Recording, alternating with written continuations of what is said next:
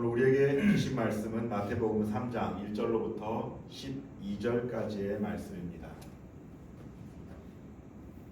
마태복음 3장 1절로부터 12절까지의 말씀을 저 여러분이 한 절씩 교독하겠습니다. 제가 먼저 마태복음 3장 1절 말씀 읽겠습니다.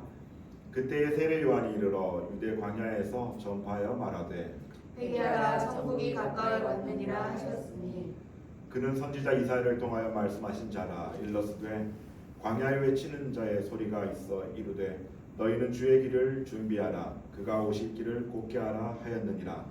이 요한은 낙타털 옷을 입고 허리에 가죽띠를 띠고 음식은 메뚜기와 석청이었더라. 이때 예루살렘과 온 유대와 요단강 사방에서 다 그에게 나와 자기들의 죄를 자복하고 요단강에서 그에게 세례를 받더니 요한이 많은 바리새인들과 사두개인들이 세례 베푸는 데로 오는 것을 보고 이르되 독사의 자식들아 누가 너희를 가르쳐 임박한 진노를 피하라 하더냐. 그러므로 회개에 합당한 열매를 맺고 속으로 아브라함이 우리 조상이라고 생각하지 말라. 내가 너희에게 이르노니 하나님의 능히 이 돌들로도 아브라함의 자손이 되게 하시리라. 이끼가 나무 뿌리에 놓였으니 좋은 열매를 맺지 않은 나무마다 찍혀 불에 던져지리라. 나는 너희로 회개하게 하기 위하여 물로 세례를 베풀거니와 내 뒤에 오시는 이는 나보다 능력이 많으시니 나는 그의 신을 들기도 감당하지 못하겠노라. 그는 성령과 불로 너희에게 세례를 베푸실 것이요 손에 키를 들고 자기의 타작마당을 정하게 하사 알곡은 모아 볶아내 드리고 죽설기는 꺼지지 않는 불에 태우시리라. 아멘.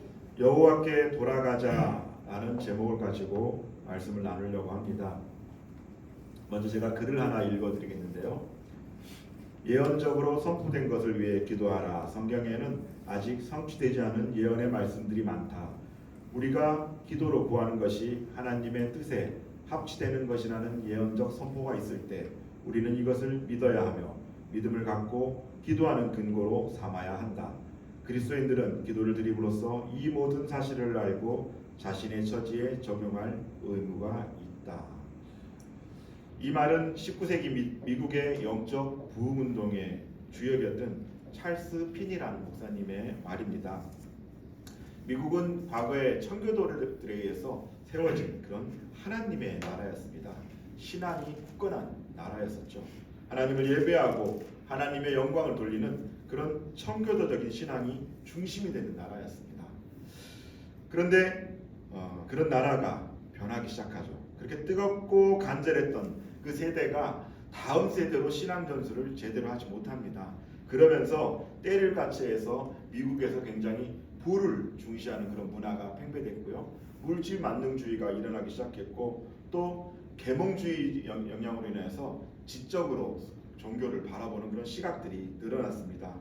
여기에 실용주의, 합리주의, 계속해서 인본주의에 가까운, 그러니까 하나님의 중심이 아닌 사람 중심의 사회로 계속해서 변모해 갔던 것이죠. 그렇게 되면서 생겼던 가장 큰 현상이 뭐였냐면요, 성경의 권위를 인정하지 않습니다. 하나님의 말씀을 하나님의 말씀으로 듣지 않습니다. 이로 인해서 세상적 가치관이 그 안에 급속도로 파고들게 되죠. 당시에 대다수의 미국 국민들이 이 일로 인하여서 기독교에 무관심하거나 심지어는 적대시하는 그런 경향들이 생겨나게 됐습니다. 마치 지금의 한국 사회가 점점 기독교에 대해서 곱지 않은 그런 시선을 보내는 문화가 생긴 것처럼 동일한 일이 그때 있었다는 것이죠. 또한 그 이후에 태어났던 청교도 2세대, 3세대 가면서 그들은 부모보다 훨씬 덜 신앙적이었습니다. 신앙이 점점 약화되는 거죠. 그런 위기 가운데 있으니까 교회의 교인 수가 어떻게 돼요? 줄어들기 시작합니다.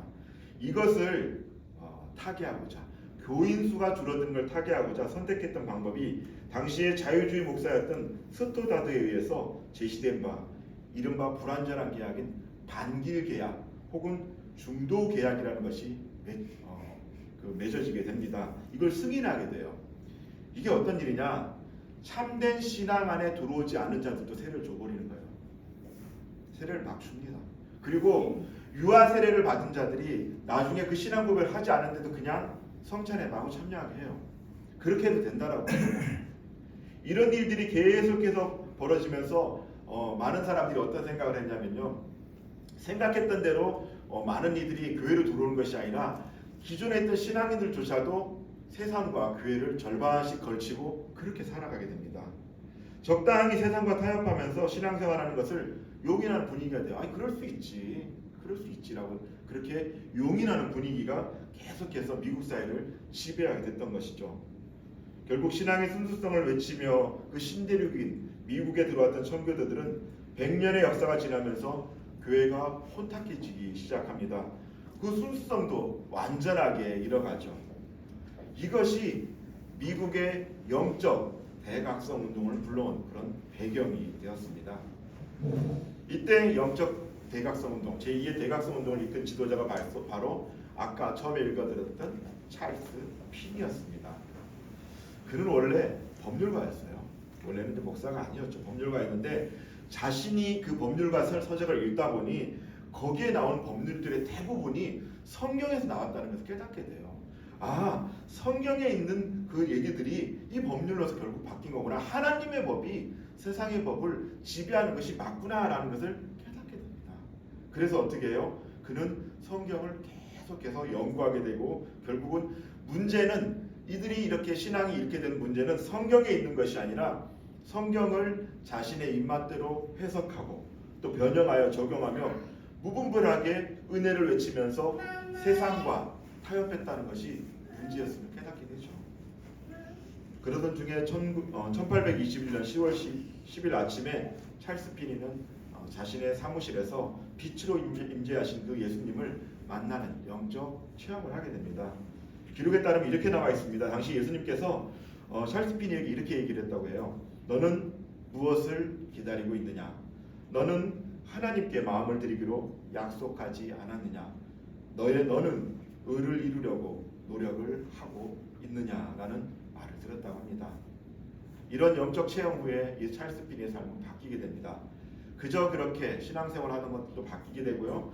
이후에 그의 열정이 폭발처럼 화산처럼 폭발하기 시작해서 그 이후에 이 설교를 들은 많은 청중들이 하나님 앞으로 돌아오는 그런 회심의 시간을 갖게 됩니다.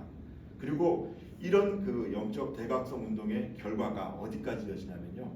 우리나라에 복음이 이후로 들어오게 되는 것이죠. 한 사람이 제대로 바뀌어서 그 혼탁한 시대에 영적으로 어두워있던 그들을 깨어있게 함으로 말미암아 미국 사회에 변혁이 일어나게 되고요. 그 복음이 우리에게까지 흘러들어오게 된 것입니다. 그런 당시에 만연해 있던 합리주의, 물질 만능주의, 또 실용주의, 그리고 이것을 기반으로 한 세상과의 어떤 타협, 또 영적 무지를 깨뜨릴 수 있는 모든 이런 어려운 가운데 영적 무지를 깨뜨릴 수 있는 방법이 오로지 회개에 있음을 깨달았던 것이죠. 그런 영적 대각성 운동의 결과로 미국 내 신앙이 회복하게 됩니다. 오늘 본문에서도 찰스 피니와 같은 그런 사역을 하는 사람이 등장을 하죠. 선부자가 인물인데요. 세례 요한입니다. 세례 요한은 예수님의 친족이죠.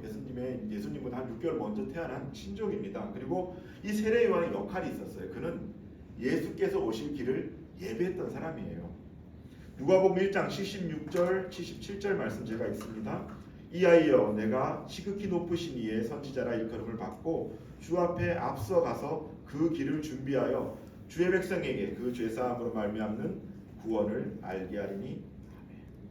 하나님께서 요한이 태어나기 전에 이미 구약을 통해서 언약하셨어요.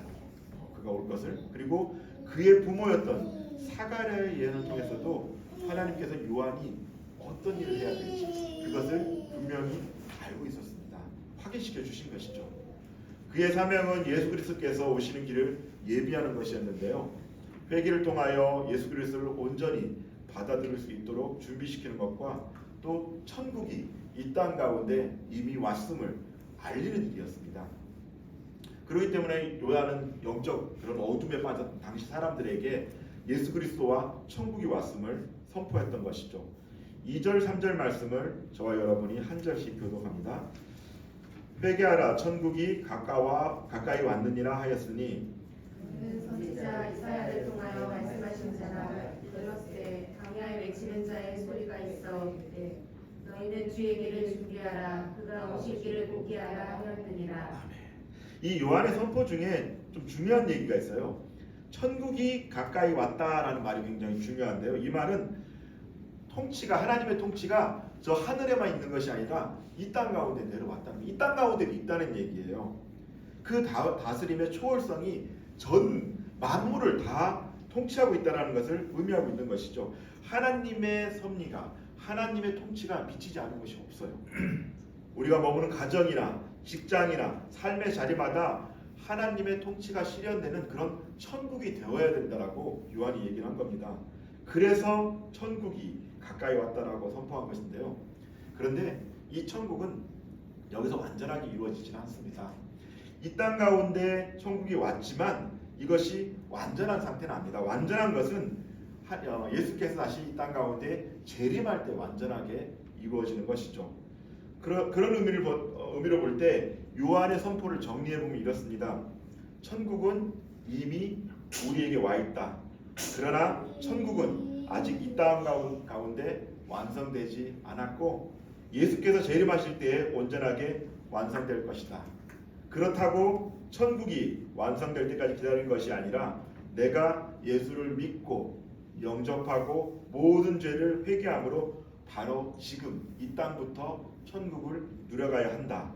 내가 그리스도를 받아들이는 만큼 천국을 누릴 수 있다라는 메시지가 이 안에 있는 겁니다.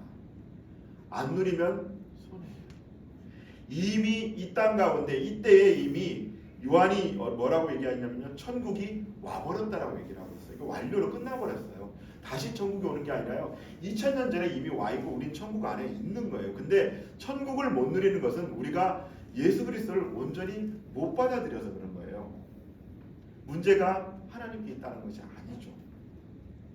요한의 이런 메시지를 당시에 이제 많은 사람들이 들었죠. 그들이 영적 갈급함에 빠져 있었는데 그들에게 이것을 전하기 위해서 요한은 혼신의 힘을 다했던 것입니다. 여기 사실 그의 모습을 보면은 좀 재밌는 표현이 나오는데요. 이 요한은 낙타털 옷을 입고 허리에 가죽띠를 띠고 음식은 메뚜기와 석청이었다라고 쓰여 있는데요. 지금도 이상하지만 당시에도 이상한 모습이었어요. 그는 세상 사람들의 관심사였던 의식주에 대해서 관심을 가지지 않습니다. 그냥 최소한의 것만 선택을 하고 복음을 전하는 일에만 전념했음을 알 수 있는데요. 자신에게 있어서 무엇이 중요한지, 자신이 무엇에 힘을 써야 되는지를 분명하게 알고 있었던 것이죠. 우리의 삶이 그래야 됩니다. 사실 의식주의 문제는요, 물론 우리에게도 중요해요. 그런데 여기에 나의 모든 것을 걸고 살아간다면 소망이 없습니다. 이 말이 의식주의 문제가 가치가 없다는 말이 아니죠. 의식주의 문제는 분명히 우리에게 필요한 일이에요. 필요하고 중요한 것이지만 그것이 인간의 삶에 있어서 가장 중요한 목표가 될 수가 없다라는 것이죠. 한마디로 무엇을 입느냐, 또 무엇을 먹느냐, 이런 것보다도 어떻게 사느냐가 더 중요하다는 것입니다. 나의 인생의 최고의 목표를 호구지책에 걸고 살아간다면, 내가 이 땅 가운데 호의호식하는 것에 그 목표를 두고 살아간다면 그 인생이 의미 있다라고 말할 수가 있겠습니까? 이 세상에는 먹고 사는 것보다 중요한 가치를 지는 것이 얼마든지 많죠. 까물며 하나님의 나라의 일이라면 더욱더 그렇습니다. 요한이 그 가치를 알았던 거예요. 그래서 그는 그것에 모든 것을 걸었습니다. 세상에 얻어야 할 것들은 많이 얻는 것이 중요한 것이 아니라 딱 나에게 필요한 것만 있으면 돼요. 분에 넘치게 있으면요, 문제가 되죠. 간단한 예를 하나 들어볼까요? 아내들이 싫어하는 건데 냉장고에 음식이 가득 분에 넘치게 있으면 어떻게 됩니까? 결국은 이거 어디로 가요? 뱃속으로 들어가는 것이 아니라 음식물 쓰레기통으로 갑니다. 적당히 있는 게 중요하죠. 뭐 딱 좋은 예라고 볼 수는 없지만 갑자기 이게 떠오르네요. 분에 넘치게 있는 것이 아니라 나에게 맞게끔만 있으면 되는 겁니다. 물질도 그렇고요. 모든 것이 다 마찬가지입니다. 최고의 가치는 하나님의 나라를 위해 어떻게 기여하느냐입니다. 이제 요한의 이 선포를 들었으니 어떻게 해요? 사람들이 변화가 일어나죠. 하나님 앞으로 돌아오는 일이 일어납니다. 마치 미국이 영적으로 어두워져 있을 때 찰스 피니의 설교를 듣고 많은 사람들이 회개했던 것처럼 요한의 설교를 듣고 많은 사람들이 하나님 앞으로 돌아오게 됩니다. 자, 그 요한의 권위는 메시지를 듣고 하나님 앞에 나오는데 5절 6절 말씀 제가 읽겠습니다. 이때 예루살렘과 온 유대와 요단강 사방에서 다 그에게 나와 자기들의 죄를 자복하고 요단강에서 그에게 세례를 받더니 예루살렘과 온 유대와 요단강 사방에서라는 말이 요한의 메시지가 얼마나 강렬한지를 보여주는 거예요. 그들이 얼마나 그 유대인들이 얼마나 복음에 목말라 했는지를 알 수가 있습니다. 이 나와라는 말이 미완료형으로 되어 있어요. 완료가 되지 않았어요. 무슨 얘기냐면 한 번 나오고 말았다는 게 아니라 매일매일 사람들이 끊임없이 자신의 죄를 자복하면서 미어터지게 왔다는 거예요. 사방에서 몰려왔다는 겁니다. 지금처럼 그 미디어 발달한 시대도 아니었는데 소문에 소문이 이어지면서 회개해야 된다는 그런 메시지를 듣고 왔다는 것이죠. 영적으로 어두운 시기였기 때문에 그들의 갈급함이 컸습니다. 그래서 메시아가 오실 것이라는 이 메시지는 그만큼 유대 민족들에게 가장 큰 그런 영향력을 줬던 것이죠. 이 시대에도 영적 갈급함이 넘쳐나고 있습니다. 세상은 물질 만능주의가 팽배해진 지가 오래가 되었죠. 그리고 그런 시련이 이미 교회 안으로 흘러들어서 하나님의 예배 공동체도 흔들고 있는 상태가 되었습니다. 하나님의 예배 공동체인 교회일지라도 육적인 일에 집중하게 되면 자연스레 영적인 것은 놓치게 됩니다. 아니 어떤 경우에는요, 영적인 얘기를 하게 하면은 오히려 불편해하는 것, 시선도 존재하고 있음을 저는 보게 되었습니다. 관심 있게 보아야 할 것은 이 현상이 영적 대각성 운동이 필요했던 미국의 일이 아니라는 거예요. 우리도 동일하게, 우리 예배 공동체도 동일하게 이런 문제 앞에 직면하고 있음을 깨달아야 합니다. 처음부터 그런 건 아니죠. 처음에는 조금씩 세상적인 방법과 문화의 흐름에 이 공동체의 어떤 모든 것들을 조금씩 양보하기 시작합니다. 살아가다 보면 그럴 수가 있지, 누구든지 그럴 수 있는 거 아니야라고 하면서 은혜를 가장해서 계속해서 양보를 합니다. 점점 그러면 어떻게 돼요? 하나님의 사람들이 세상의 시류를 따라가게 되고 세상의 방법들을 취하게 됩니다. 이것을 취하는 것이 훨씬 빨라요. 왜냐하면요, 일주일 동안 대다수는 어디서 보내요? 세상에서 보내요. 세상에서 하나님과 함께 보내는 것이 아니라 세상에 매여서 보냅니다. 그러다 보니 세상의 영향을 훨씬 더 많이 받는 것이죠. 금방 세상의 문화를 따라가게 되고요, 교회도 그렇게 금방 따라갈 수밖에 없는 겁니다. 그것을 기준으로 삼다 보면 어느새 하나님의 예배 공동체여야 할 교회와 가정은 세상의 문화에 물들어가며 영적인 어두움에 빠지게 되고 맙니다. 그렇게 영적인 어두움으로 인해서 많은 주의 백성들이 고통을 당하고 있는 것은 비단 유다 땅에서만 있었던 일이 아니에요. 그리고 미국에서 있었던 일만도 아닙니다. 지금 현재도 우리에게 그런 문제가 계속해서 다가오고 있지는 않는지 돌아봐야 합니다. 특별히 영적으로 어두운 상태에 있는 것도 문제지만 더 큰 문제는요, 내가 영적으로 어두운지도 모른다는 것이 더 큰 문제입니다. 문제가 있는 것이 문제가 아니라요, 그 문제가 있는 것조차도 모른다는 것이 문제라는 것이죠. 어쩌면 이미 자신이 영적으로 어두워져서 스스로 깨닫지도 못하는 영적 심정지 상태가 와 있는지도 모른다는 것이죠. 영적인 어둠을 거둬내고 하나님께로 돌아와야 합니다. 세상을 쫓아 살았던 것들, 세상을 기준으로 살았던 그런 세상을 나의 주인으로 삼았던 모든 것들을 버리고 자복함으로 하나님 앞에 나와야 합니다. 오늘 하나님께서 이 시간 말씀을 통해 선포되는 영적인 부르심에 이제는 우리가 응답하기를 원하십니다. 당시 유대인들은 이런 요한의 선포를 듣고 하나님께 돌아왔다라고 말씀을 드렸는데요.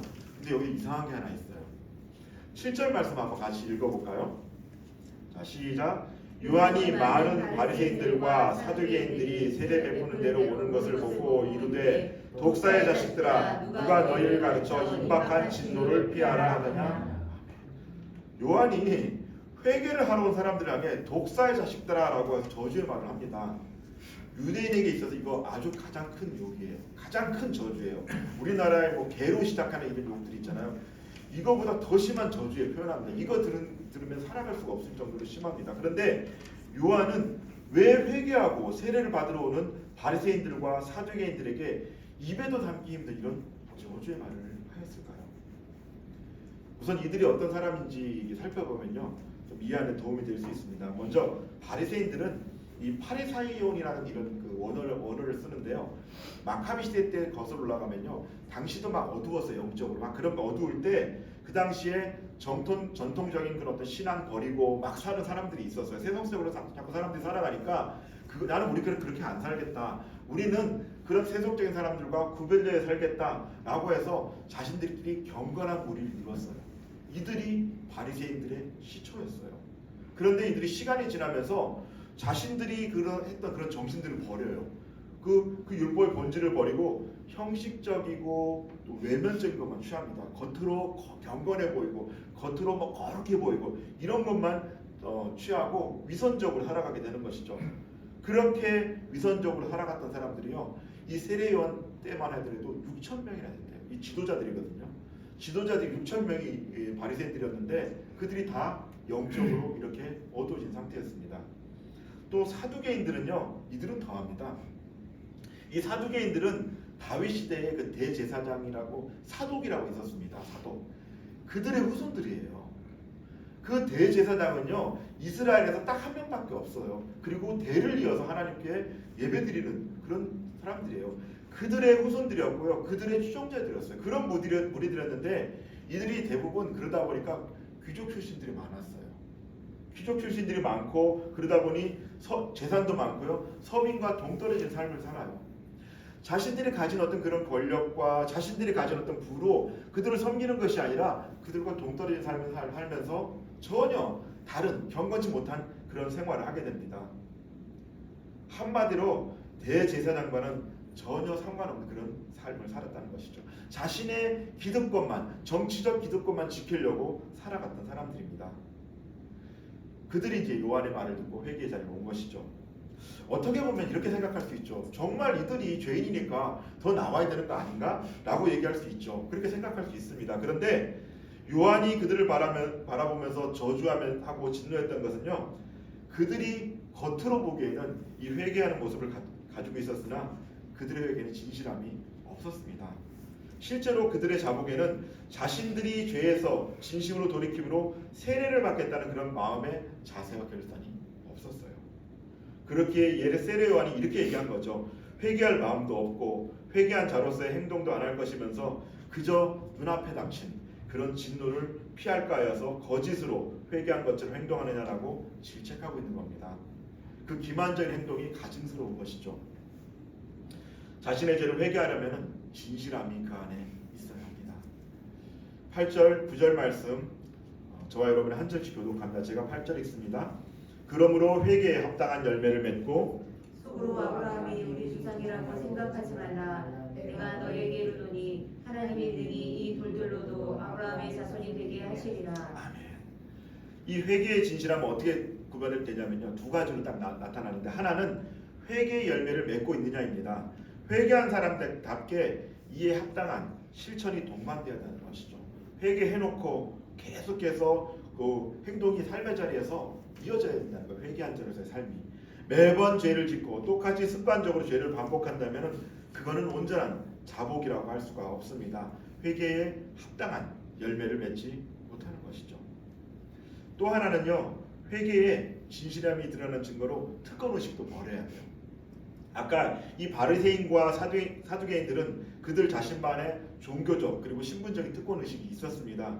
그 중에 지금 우리가 읽었던 구절에 보면 아브라함과 관련된 특권의식이 있었어요. 이게 뭐냐면 그들은 자신들이 아브라함의 자손이기 때문에, 아브라함의 축복을 받잖아요. 아브라함의 자손이기 때문에 자신들이 무슨 짓을 하여도 절대로 심판을 받지 않을 거라는 그런 생각을 갖고 있었던 거예요. 특히 이런 사상이 바벨론 시대 때 포로로 귀환을 하고 나서는 더욱더 강해집니다. 특별히 신구약 중간기에는요, 공로의 신학이라는 것이 이들에게 퍼져요.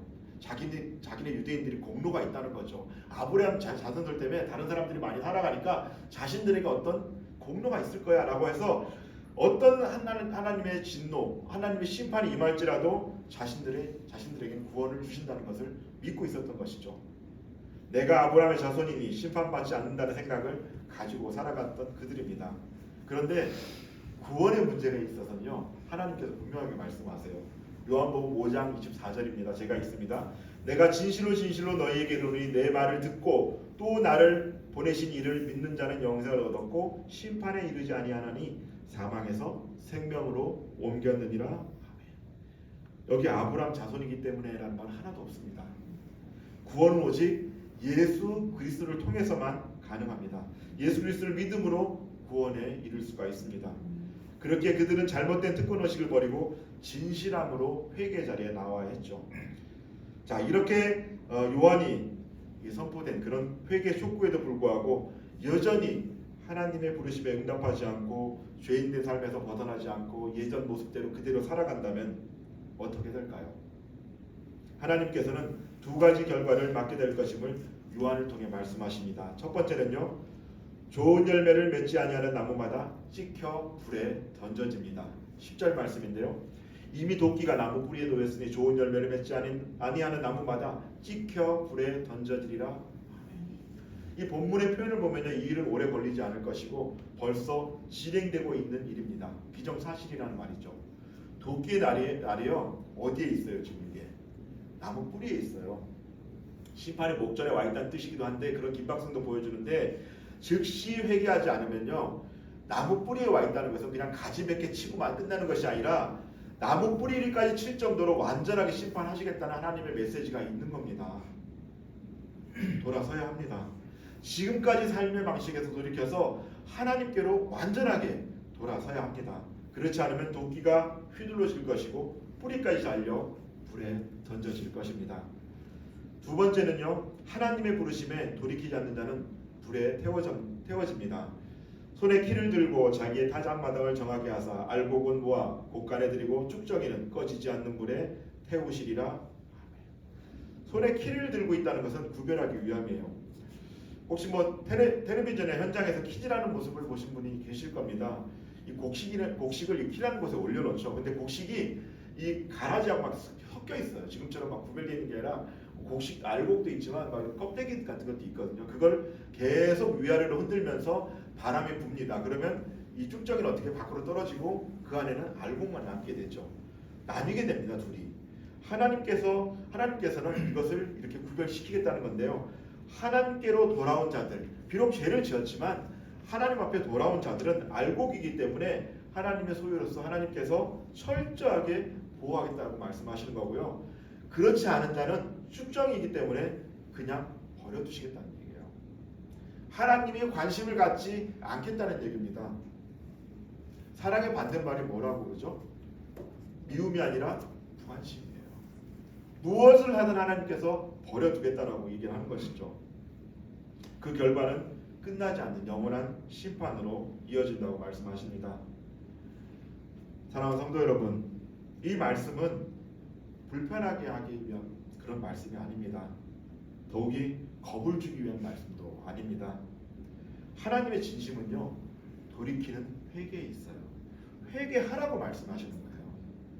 만약에 그것이 하나님의 진심이 아니라면 이런 말 없이 그냥 심판하시면 됩니다. 그런데 끊임없이 이 말씀을 하시는 건요, 하나님께서 돌아오기를 바라는 그 마음이 이 안에 담겨져 있기 때문입니다.